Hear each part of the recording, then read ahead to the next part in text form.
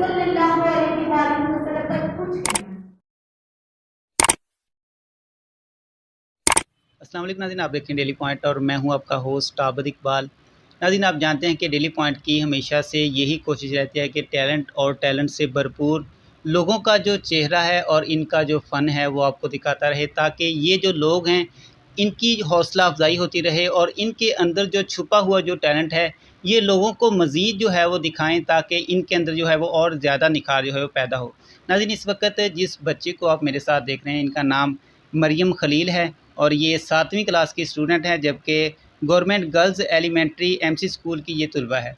तो नाज़रीन, government of Punjab की जानिब से सीरतुन नबी सल्लल्लाहु अलैहि वसल्लम जो मुकाबले गवर्नमेंट स्कूल्स के अंदर जो है वो करवाए जाते हैं, उनके अंदर इस बच्ची ने स्पीच कंपटीशन के अंदर जो है वो हिस्सा लिया।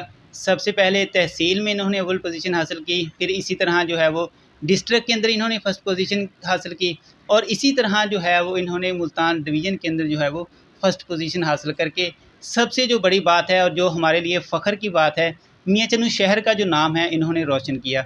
नाज़रीन, इनकी जानिब बढ़ते हैं और इन बच्ची से जो है वो हम जानेंगे कि ये जो अव्वल पोजीशन हासिल करने के लिए ये जो तमाम कामयाबी मिली है इसके अंदर जो है वो किसका हाथ है, किस किस बंदे ने जो है वो इसके अंदर इनकी जो है वो हेल्प की है। अस्सलाम वालेकुम। वालेकुम अस्सलाम। बेटा, सबसे पहले तो आपको बहुत बहुत मुबारक हो कि अल्लाह ताला ने जो है वो आपको सुरखरू किया, कामयाब किया। जी, बहुत शुक्रिया। अच्छा, हम सबसे पहले मतलब बताइएगा कि कंपटीशन के लिए जाती थी, तो उससे पहले जो है वो आप किस तरह इसका जो है वो पहले रिहर्सल करती थी या इसकी जो है वो किस तरह करती थी?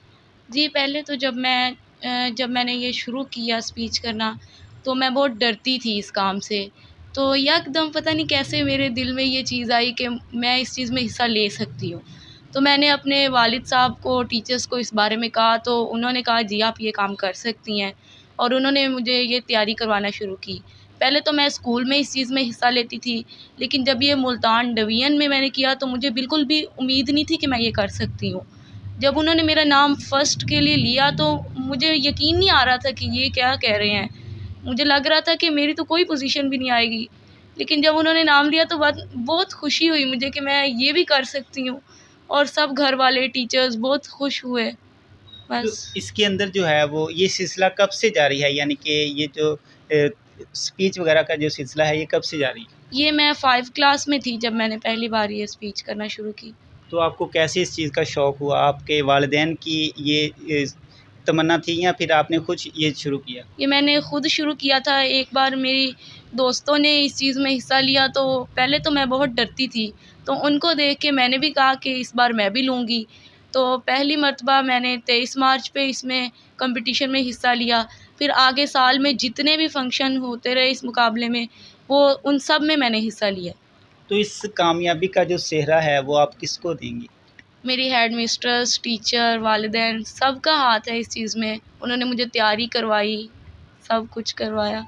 तो ज़ाहिर-सी बात है कि इस वक़्त जो बच्चों की पढ़ाई है वो बहुत ज़्यादा मुश्किल है। तो इसके अंदर आपके जो टीचर्स हज़रात हैं, देखें जो आपको सबक मिलता होगा वो भी आपने याद करना होगा। जी। फिर अगर आप मुकाबले के लिए जो है वो सिलेक्ट हो गई हैं और अगर आपने वहाँ पे भी जाना है, तो उसके लिए भी आपको तैयारी करनी होगी। तो इसको जो था वो किस तरह मैनेज करते थे? जी, पहले तो मैं अपना स्कूल का जो होमवर्क वग़ैरह होता था, वो स्कूल में ही कई बार याद करके जब मुझे काम ब्रेक वग़ैरह होती थी, फिर जब घर में जो टाइम होता था तो उसमें मैं ये स्पीच की तैयारी कर लेती थी। कई बार रात तक काफ़ी देर हो जाती थी, तो मैं बहुत कन्फ्यूज़ हो जाती थी कि मैं ये नहीं कर सकती। लेकिन फिर मेरे बाबा मुझे कहते थे कि आप ये कर सकती हैं, अपने दिल के अंदर ज़रा जज़्बा पैदा करें कि आप ये कर सकती हैं। सारे मुझे कहते थे आप ये कर सकती, लेकिन मैं समझती थी मैं ये नहीं कर सकती।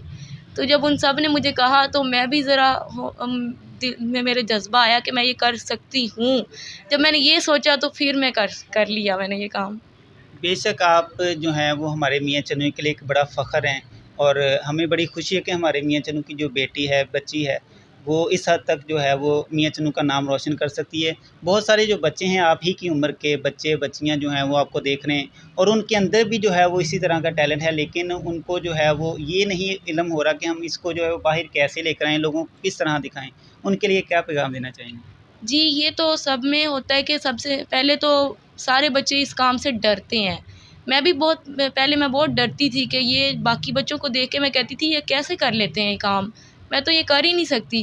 लेकिन जब आप सोचते हैं कि आप ये काम कर सकते हैं, तो फिर आप कर लें। यानी आप बाकी लोगों को समझें ये तो कुछ है ही नहीं, सिर्फ़ मैं ये काम कर सकती हूँ।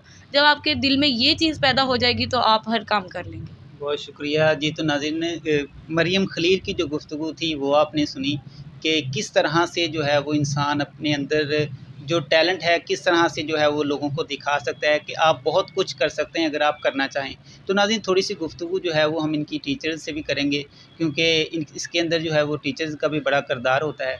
तो उनकी जानिब भी चलेंगे और उनसे भी जानेंगे कि इसकी कामयाबी के बाद जो है वो उन्हें जो है वो कैसी खुशी आपका हुई। बहुत बहुत शुक्रिया कि आपने मुझे ये मौका दिया। मरियम खलील जो है बहुत ही ओबीडियंट बच्ची है और ये बहुत अच्छी बच्ची है हर लिहाज से कि और पढ़ने के वक्त अपना पढ़ती है और बाकी एक्टिविटीज़ जो है निसाबी गैर निसाबी सारी सरगर्मियों में हिस्सा लेती है।